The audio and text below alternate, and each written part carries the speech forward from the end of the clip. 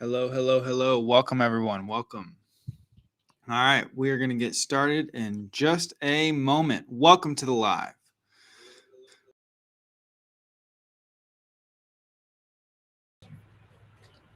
How's this audio doing?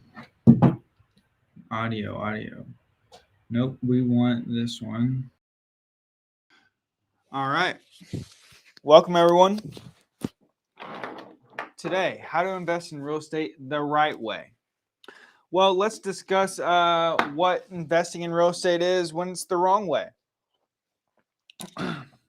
Well, first and foremost, it's losing money. Nobody invests in real estate to lose money, so that's definitely the wrong way.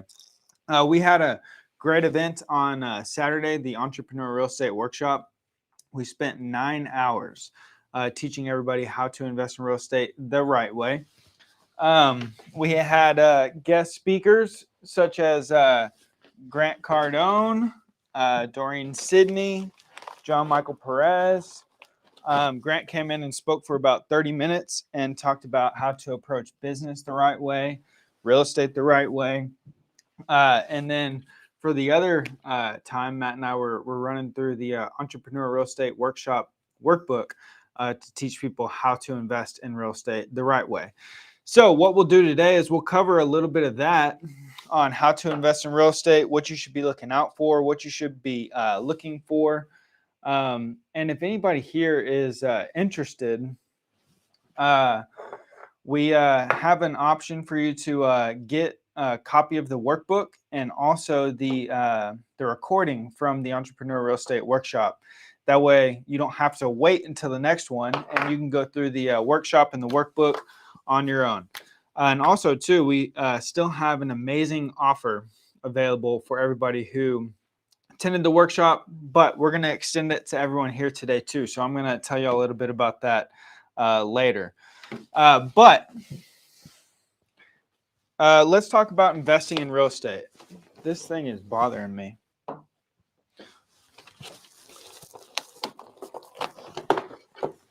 There we go. All right. What is the wrong way? Let's start here. Where's everybody viewing from? Y'all viewing from Texas, Arizona, Florida, Michigan, New York, Philly? Where's everybody at? Drop it in the comments below and start telling me what is the wrong way to invest in real estate. We got Chase on here. Looks like I don't know where he's coming from. Oh, that's cool. Is it goes live on Twitter now too? Perfect. All right, so we got YouTube, Facebook, LinkedIn, Twitter, Instagram, TikTok. All right, so tell me, what's the wrong way to invest in real estate? Post it in the comments. I wanna hear. All right, Chase is viewing from Texas. Chase, tell me what the wrong way to invest in real estate is. Anybody? Instagram, what do you got? What's the wrong way to invest in real estate? TikTok, what's the wrong way to invest in real estate? I'll tell you the wrong way I'll tell you what is the wrong way is don't just listen to somebody's 20-second TikTok and think you have everything you need to go invest in real estate. That's definitely something wrong you should do. All right, Chase says to buy at market value. That is correct. Well, it is correct, but also too, it's buying with no value. So you want to buy into value. So buying at market value means that you're not necessarily walking into any equity, but you may be walking into some other sort of value that will benefit you. So you always want to buy into value, whatever that value might be. It might be price, might be the ability to raise income. It might be the ability to add more units to the property eventually. It might be future development that you know about that nobody else knows about. What do we got? Doing research on the company or investment. Yeah, if you're going to be a passive investor, you know, going in blindly, basically.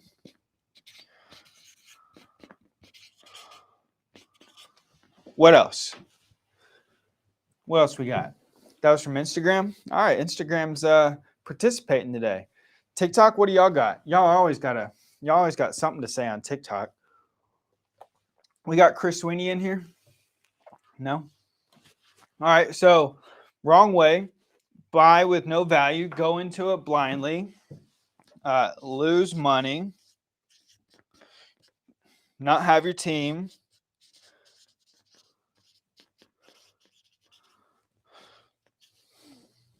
Over leveraged.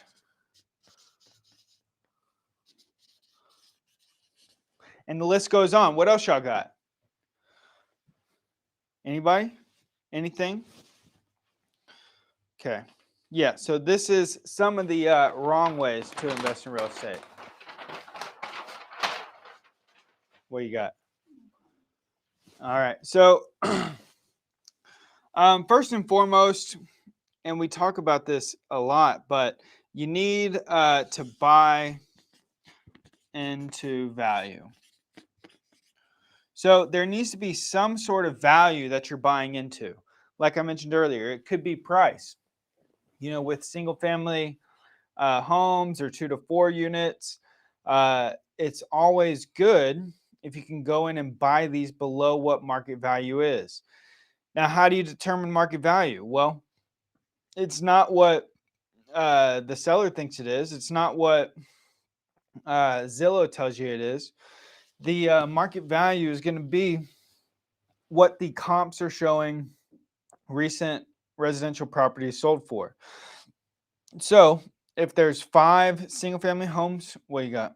If there's 5 single family homes in a neighborhood, all about 1,500 square feet, all built around the same year, all with about the same bed and bath, all in approximately the same condition, and they all sell for about $300,000 to $315,000, then it's safe to say that another single-family house that is comparable with all the other factors that we just mentioned is probably worth about $300,000 to $315,000. So you don't want to go in and buy that residential property at $315,000. You want to try and buy it at $250,000, $230,000, $215,000. You want to try and buy into that equity and make your money the moment that you buy it. So you have to buy into value. Some other value that you may be able to buy into is buying a property, and you might be buying it at market price based on its current income. But let's say you buy an apartment complex, or you're looking at one, and it's 50% below what market rents are. And you buy it based on the price that income is spitting off with that apartment complex. So you may be buying it at market value per the current income of that apartment, but the moment that you buy it, you start raising rents, and you raise the rents by 100% or by a few $100, and you increase your income, therefore increasing your return and therefore increasing the value of the property. Then that is how you can buy into value that way. Maybe you know that some big developments are coming. So we bought 2 properties in Taylor, Texas. Yeah.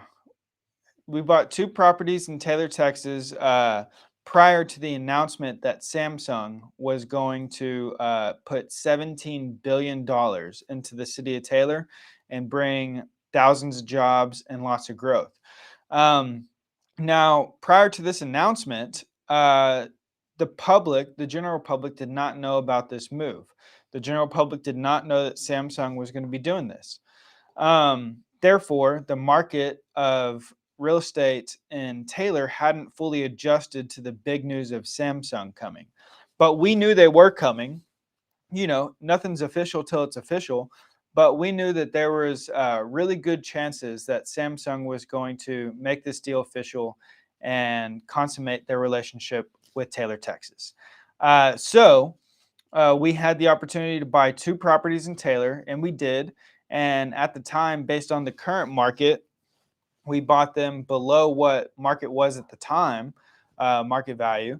And then the moment Samsung announced their agreement and deal with Taylor, Texas, and they're going to put $17 billion into the city, our property values skyrocketed and have since.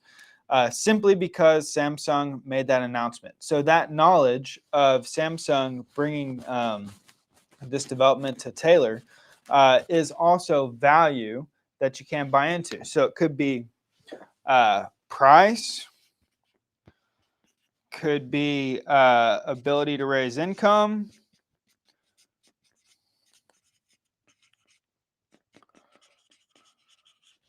could be future development that you know about and others don't. Could be something like your ability to add more units, which again is the ability to increase income, ability to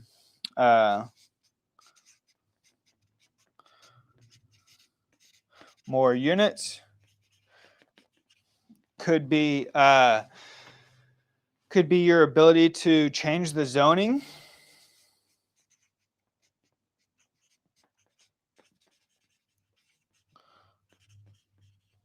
Your ability to change the zoning and therefore get more value out of the property with this new future zoning than the current zoning that exists with the property.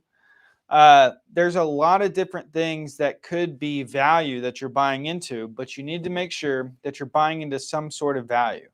You don't want to buy at market value, whether it is price, income, development, maximum units, your zoning is going to change or stay the same. You want to buy a property where there's room for you to add value to it and get some other sort of value more value than what you're paying for, right?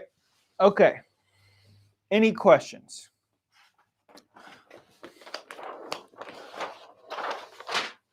So you want to buy into value. You don't want to buy at value. You need to make sure that you're going to make money. So you don't want to buy real estate if you're not making money. Let's put $3 signs there. So tell me, how are you going to figure out if you're going to make money or not? How many we got on these two here?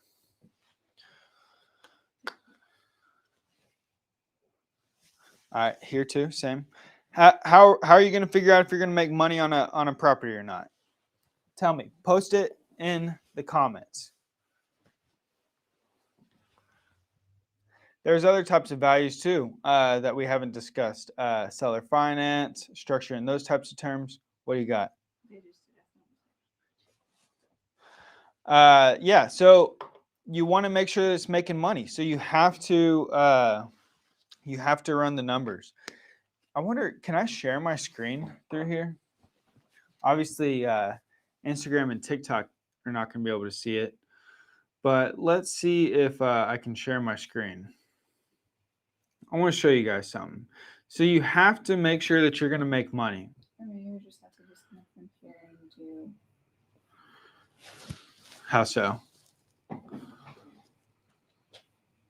Well, there's an option to share my screen here. I want to show you guys some formulas real quick. Let's see if this works. All right, we're going to try this. Automatically start screen share.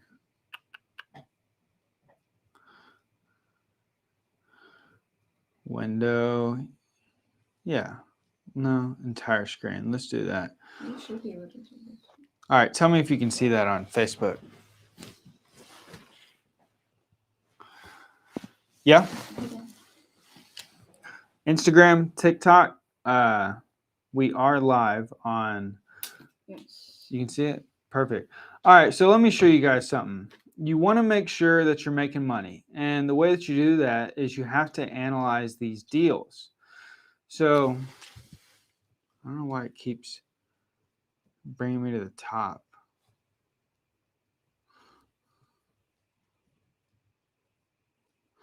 Analyzing deals. All right, so this is the buy and hold formula. So you want to figure out, it's most important, what your cash flow is. You need to know how much money you're going to make. And one way to do this is through underwriting the deals. And when you underwrite the deals conservatively. You do not run them liberally. You want to see how much money these deals are producing for you. And it's very important that you understand these numbers. You know what the market rents are going to be. You know what the occupancy percentage is going to be. You know what it costs in your market to operate the property. You know what your annual debt service is going to be so that you can figure out what your cash flow is. Next, we've got the seller finance formula. So with seller finance, it's really cool. I was on a call last night with somebody who we found this deal via cold calling, and I was talking to this guy. He's got a property on the same street that we own a property on that we're actually selling, and he said that this house, needs about $30,000 worth of interior work done to it, and he wants to sell it for $350,000.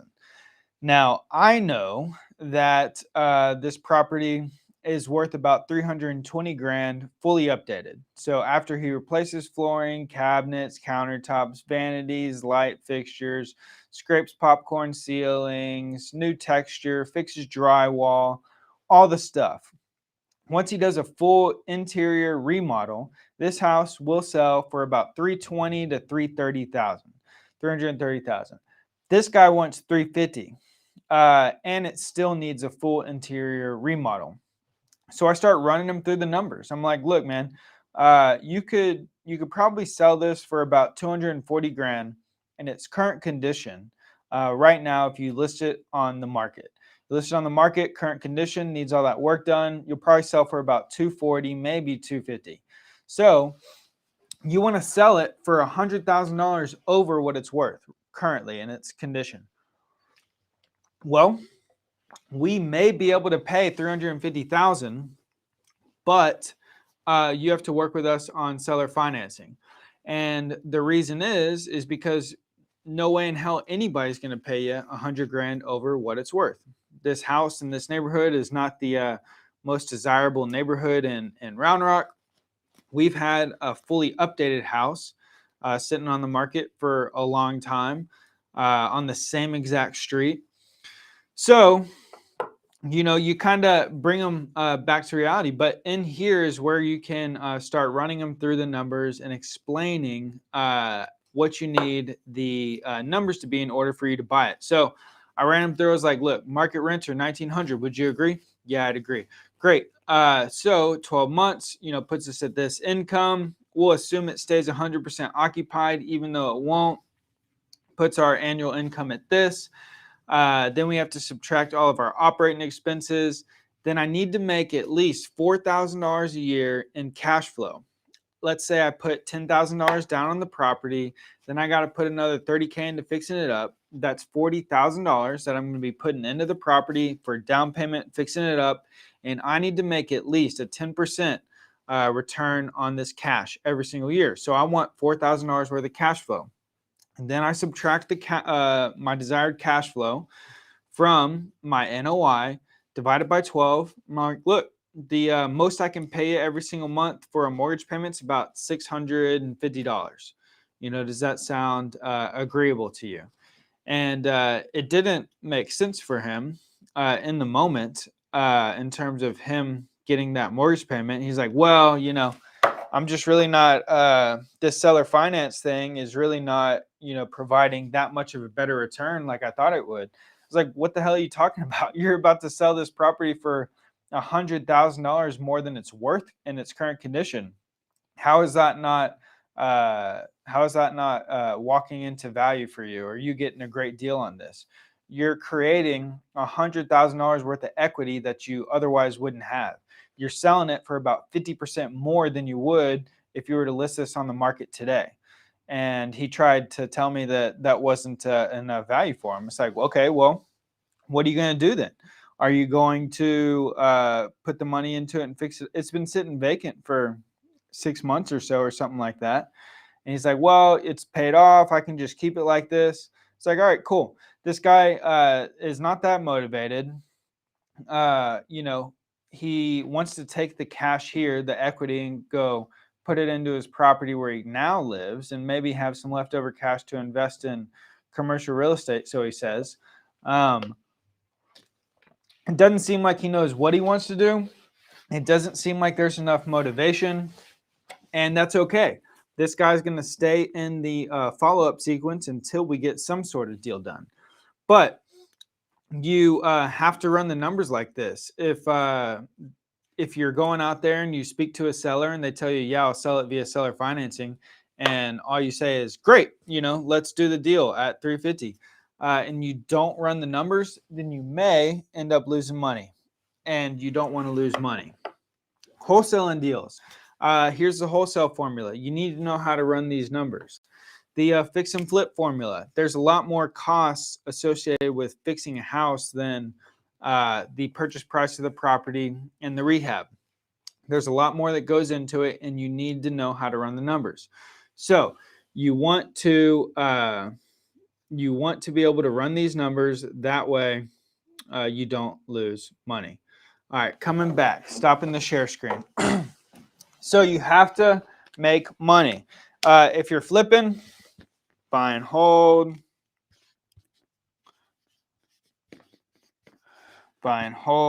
seller finance,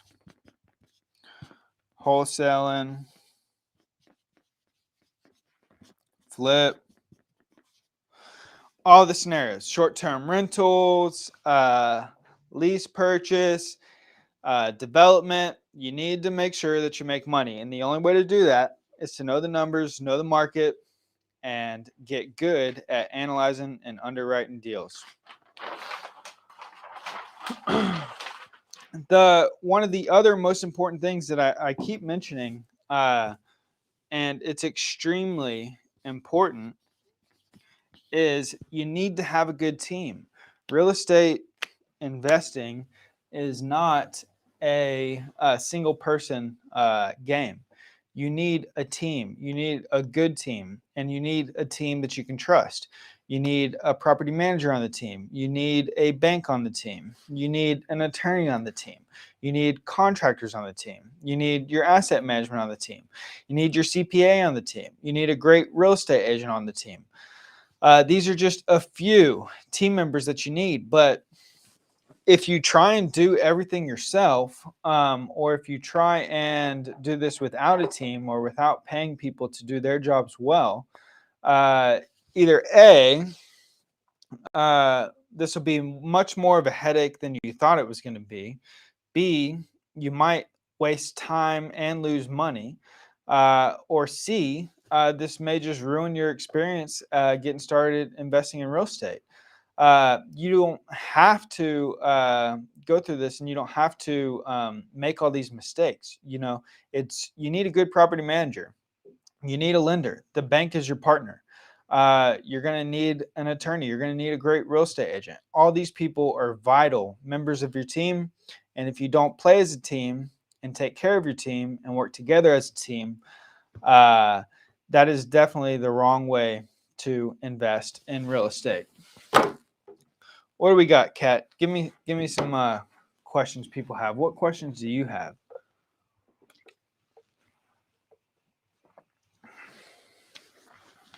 Post them in the comments. Who's got any deals we can look at? During found a deal on Taylor. Yeah, we checked. We were looking at it upstairs. Was she in here posting it? I'm just thinking about it. Yeah, we looked at it upstairs. Let me show y'all how to run these. Y'all want to learn about seller finance? Let me show you how to run these seller finance numbers. So I'm gonna share my screen again and put this back up there. You can change your screen. Yeah. You can see that still? All right, so we're going to go back to seller finance. All right, so this property in Round Rock, it rents out for $1,900 a month. So, and this is conservatively, I mean, there are some comps that show higher rents, but I was assuming that it's going to be on the lower end. So what we're going to do is we're going to take this $1,900 and we're going to multiply it by 12. You do it by times 1 unit. If it was a duplex, you'd multiply by 2 units. If it was an 8-plex, you multiply by 8 units. But it's only got 1 unit. So multiply by 1 unit. Then we're going to multiply by 12 because why? 12 months in a year. And it gives us $22,800 in rental income.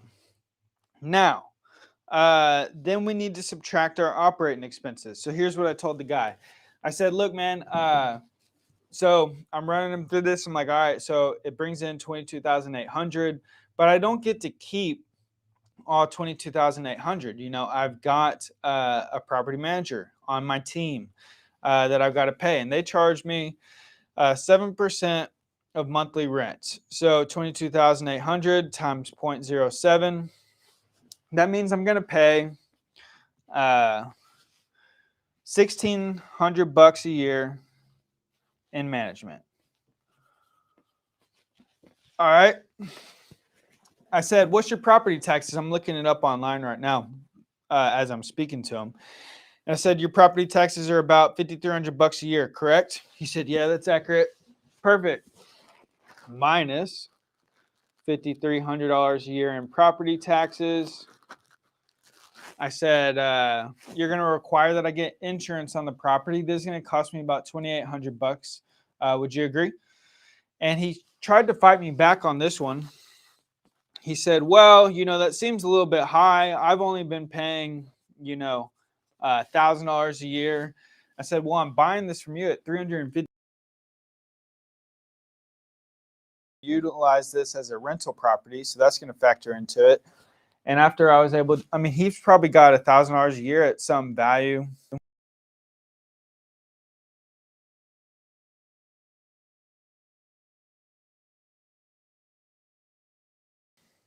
I said, look, I know that you don't think that there's going to be maintenance, but there's always going to be maintenance. So I'm probably going to have to pay about, this is low, by the way, but I'm probably going to have to pay about $1,200 a year in maintenance expenses. Maintenance. It's about, can you see this on the board too? On Facebook? Is it like split screen or no? It's very small. Okay. Well, I'm gonna have about $1,200 a year in maintenance expenses because tenants are always gonna call you about maintenance. Something's gonna happen, and you're gonna spend at least this every year on maintenance. Something always happens. All right. So what does that put us at? That puts our NOI at 22,800 minus 1,600 minus 5,300 minus 2,800 minus 1,200 puts us at $11,900 in NOI, net operating income, every single year. And so then what I told him, draw a line there. NOI is 11,900. I said, look, so I'm probably going to give you about 10% down. Then I got to put, or sorry, not 10%. I said, I'm going to give you 10 grand down. Then I got to put another 30K into the property. I made him give me that number. I was asking him to tell me what was wrong with the property. And he said, well, I said, can you tell me a little bit about the property? And he said, well, I've lived there for 30 years. I said, cool. He said, is that enough? I said, no, it's not. Tell me about the property, what condition it's in, why you want to sell, what do you need? Tell me about everything about the property. And then he, went on some long explanation. I said, great. So how much, how much money do you think it's going to cost to fix it up? He has no idea. He doesn't run, home interior renovations. But I know that it's not going to cost as much as he said it was going to. But he said it'll cost about 30 grand to do all this, he thinks.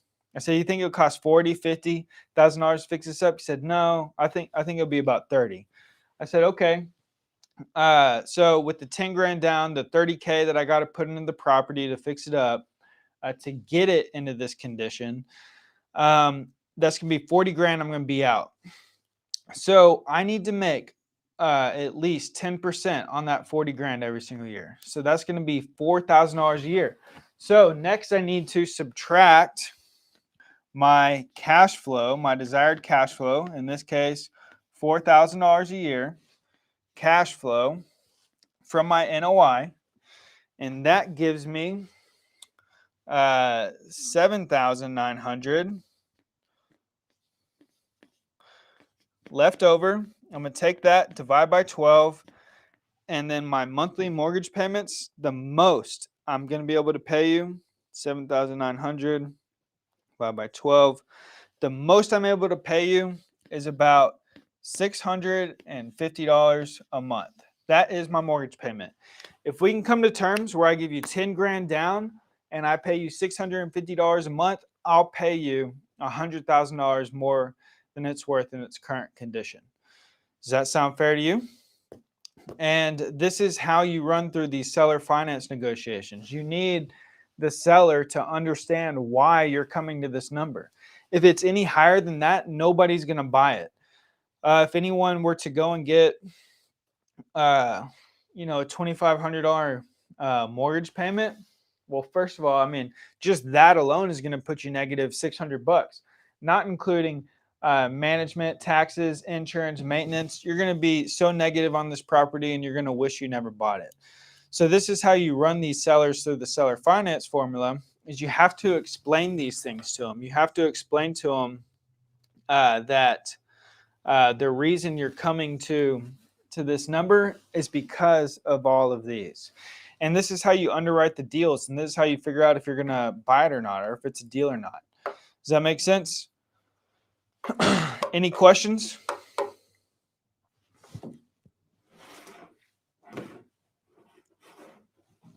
Ask what questions you have about seller. Yeah. What questions do you have about seller financing? I thought you said you typed that in the chat. Who's got a deal that we can analyze right now? What would be your approach for those that have like a lease by owner and trying to turn it into a for sale by, or trying to do owner financing? You just ask them. So Kat asks, what would be the approach if you're renting out a property? What? The property's for lease by owner, and you want to ask if it opens to. Yeah, all right. So Kat's asking, if you find a property that's for lease by owner, but you want to ask them about seller financing, what do? This right here. Hey, for lease by owner, landlord. Yeah, I see your property for lease right now. Wanted to talk to you about it. I love it. I would definitely, I'm qualified. I want to lease out this property. But while I got you on the phone, I wanted to see if you would consider seller financing it versus leasing. You can still receive the same amount of cash flow. You're not going to have to deal with the maintenance. I'll handle the maintenance. You don't have to worry about the property taxes, the insurance, none of those things. I'll be paying all that and covering all the expenses, and I'll just send you mortgage payments every single month. Is that something that you're open to? And so you simply just ask, and then you go down the conversation with them. What's most important when talking to anybody in terms of anything like this when you're buying real estate is you need to know the motivation. You need to know the story. Why do they want to sell? This guy I was talking to last night in this example, he was not that motivated. And he really didn't know what he was talking about. And by the end of the conversation, I think he learned that and learned, what it actually means to sell your property $100,000 more than it's worth in its current condition. We brought him out of la la land and back to reality. But but you have to just ask, and you have to understand the motivation. But he was not motivated. Therefore, he's not ready to move. He's not ready to take action. He's either, if he really needed to sell this house, he would either A, list it as is, sell it for $240. He would sell it to us for $240. This is an investor price, by the way. I mean, buy it at $240, put $30 into it. Now it's worth $320, $330. But you have to factor that in that brand new home buyer who has the choice of buying properties that are perfect condition and updated. No one's going to buy your property that needs all this work done to it, and they're going to have to put 30 grand into it for the cosmetics and pay the same price for a house that's already had all that done. It's just not going to happen. But he's not motivated. So he would either A, sell it as is right now. B, he would put the work into it if he had that option to fix it up and then sell it at market value. Or C, he'd be willing to work some sort of deal here. But he was not any of those scenarios. Therefore, he's not that motivated, and we weren't able to push something forward last night. But you need to call, you need to talk to them, you need to have a conversation and understand what their motivation is. Learn what their story is, because he's the one who brought up seller financing. He said, yeah, I would consider, I've heard about this seller financing thing. I'd be interested in exploring that. And then I ran him through the whole thing and said, all right, here's what we can pay you, $650 a month. But you have to understand their motivation. You have to see why they want to sell. And so to answer your question, Kat, if I wanted to do that, I would just call and I would ask. And I do. Every time that we speak to somebody, hey, would you consider seller financing this? We know before we call properties sometimes that are listed at certain prices that it's not a deal. It could be viewed as a waste of time to call them about their property that they're not willing to sell at a price that's a good enough deal. But if you view it that way, you're going to miss out on a lot of opportunities because you don't get the chance to ask. You don't get the chance to understand motivation. You don't get a chance to understand the story. And so when you're able to call, ask these questions, see what the true motivation is, see if they would consider an option such as seller financing, then you're able to provide solutions and potentially steal deals that nobody knew were deals because they don't dig and they don't ask and they don't push hard enough. What else you got?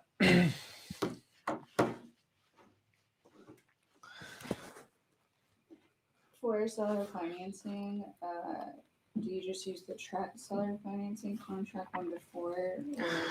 Yeah, I mean, you can. Like here in Texas, we have promulgated forms. There is a seller financing addendum that you can use with the track 1 to 4 contract.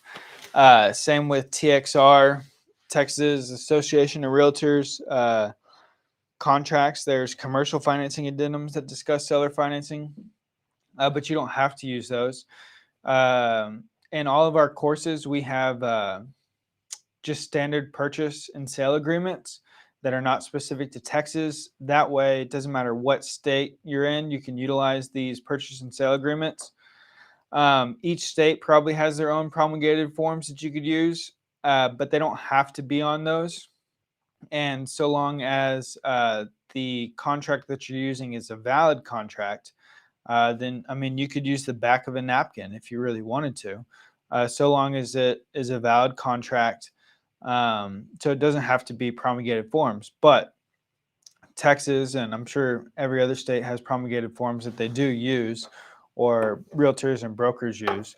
You could have an attorney draft up a contract. It could be anything you want, so long it's a valid contract and both parties agree.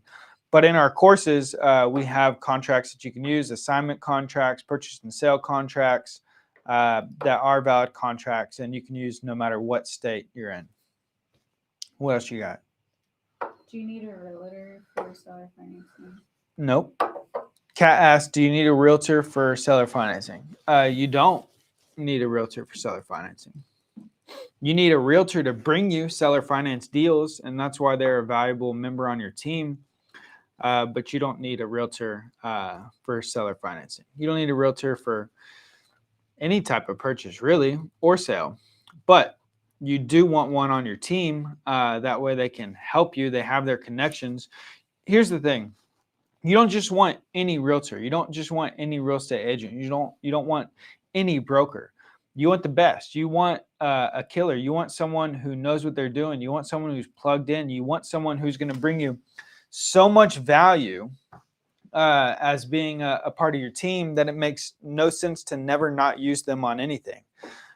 You want a good real estate agent, broker, member on your team because they'll bring you deals. They'll have buyers. They'll have resources. They'll have connections. They'll be able to get you plugged in. They'll save you time, money. They'll get you higher prices. They'll negotiate deals for you. They'll be able to provide you so much value that you realize it doesn't make sense to not use them on your transactions. What else you got?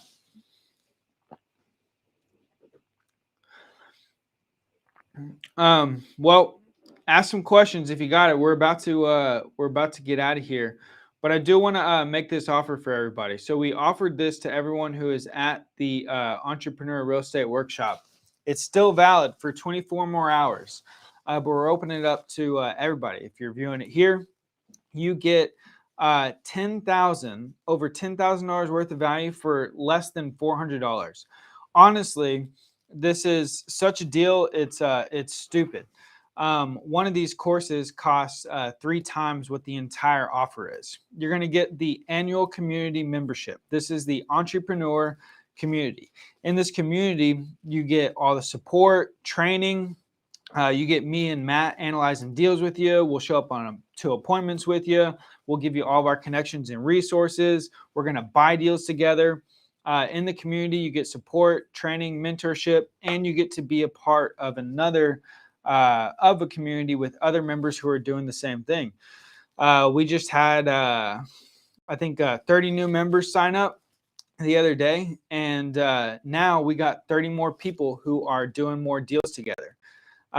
Honestly, the community is probably one of the biggest values that you'll ever get. I mean, me and Matt will help you save hundreds and hundreds of thousands of dollars. We'll help you make hundreds and hundreds of thousands of dollars, millions of dollars, simply by just working deals with you. And this is what we love to do. So the community membership typically is $7,500. Then you also get the cash flowing rentals course. This is $1,000. This is a step-by-step course to teach you how to buy cash flowing rentals. You get the wholesaling jumpstart course. Wholesaling jumpstart course is $1,000. Same thing for house flipping made easy course, $1,000.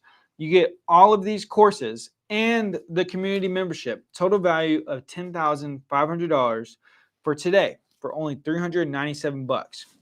Now, the reason that we're doing this is because we want you to get involved. We want you to get plugged in. We want to grow this community. So we're discounting it severely for these first initial members because we want to get you plugged in. We want to start growing with you and want everybody to start growing together. This offer was made on Saturday to everyone at the Entrepreneur Real Estate Workshop, but it's not going to be available for much longer. We got 24 hours left, and then it's going away. You can scan this QR code right here. We'll also have the link in the comments and the descriptions.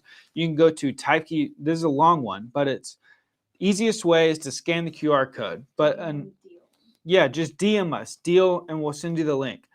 DM us, deal for short. It should be DM us, deal, the send link. But DM us, deal. We'll get you this link. Less than 24 hours left to take advantage of this, and then it's going away forever. All right. I appreciate everybody here today. Thank y'all for tuning in. Let's go make some money and let's all grow together.